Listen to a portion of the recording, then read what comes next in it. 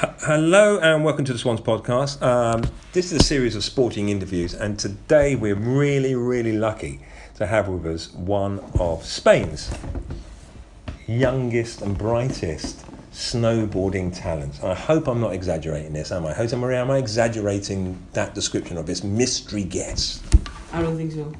No, we don't. No, we're not, are we? This person is probably not well known to the whole school community for what he does, but we hope with this interview to be able to promote it. So here we have the wonderful Curro. Welcome. Thank you. Thank you very much Thank for you joining. for having me. Yeah, it's really great to see you. Well, Curro, we pulled you in because there's certain sections of the students in this school who have had to sacrifice a lot of their learning in the pursuit of sporting excellence. Okay? Now, tell me a little bit about your sport. Tell us what it is and how you got into it. Okay, so what I love to do the most in this world is snowboarding, and snowboarding consists of, it's pretty similar to skiing. It consists of a board just riding on snow, and I specifically focus on slopestyle and big air, which are two types of snowboarding which are both in the Olympics, and they consist of doing jumps, big flips, and jumping on rails, and basically like stuff that my mom wouldn't like to see me do. And yeah, I started at the age of 6, I believe. Like when my family would go 1 week skiing a year to a ski resort, I'd be too opposed to go skiing. I thought like skiers were losers, so, like, typical 6-year-old me.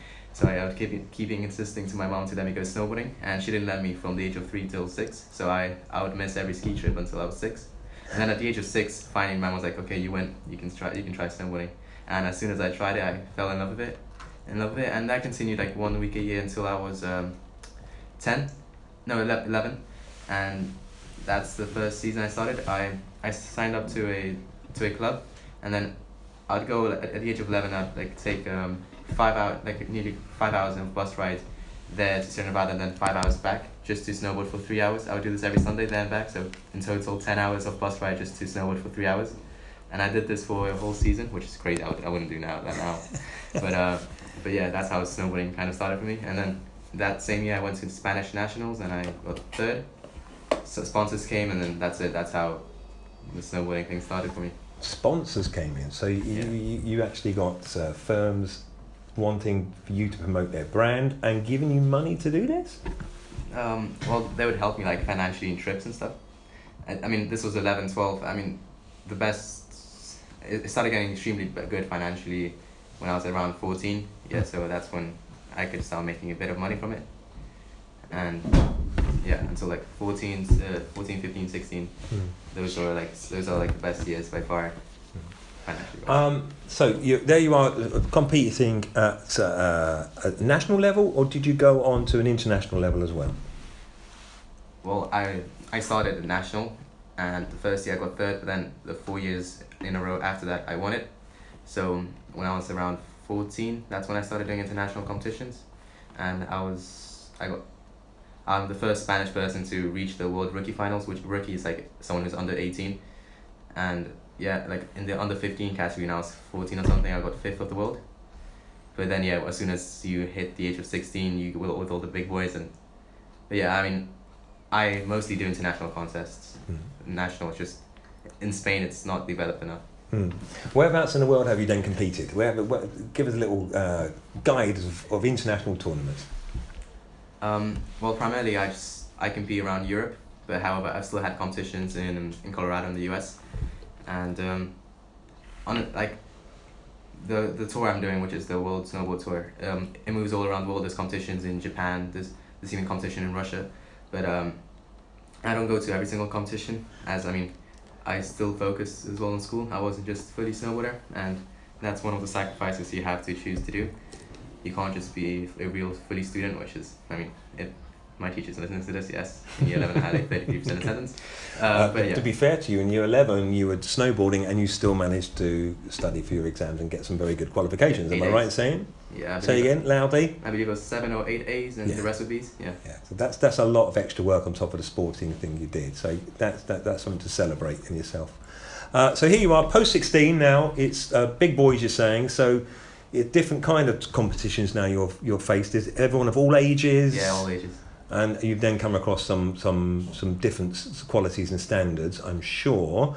But do you feel yourself still on the pathway to getting a world ranking, or what's your kind of goals now?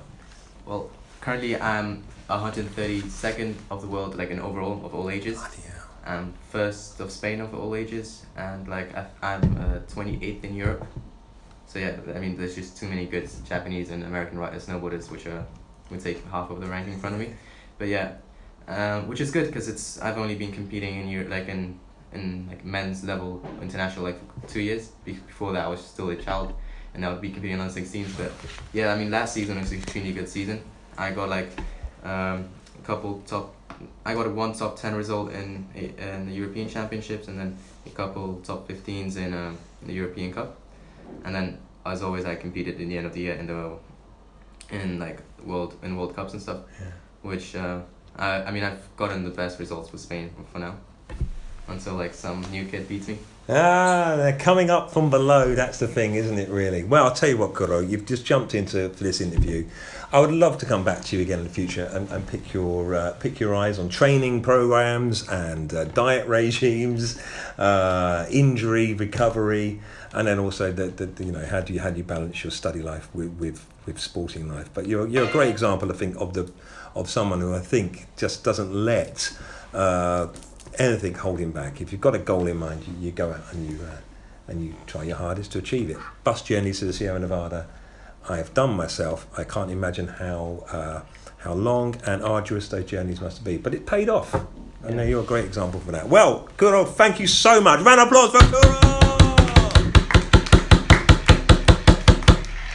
Thank you. You've got to tell us when your next contest is. Well, not this season. No.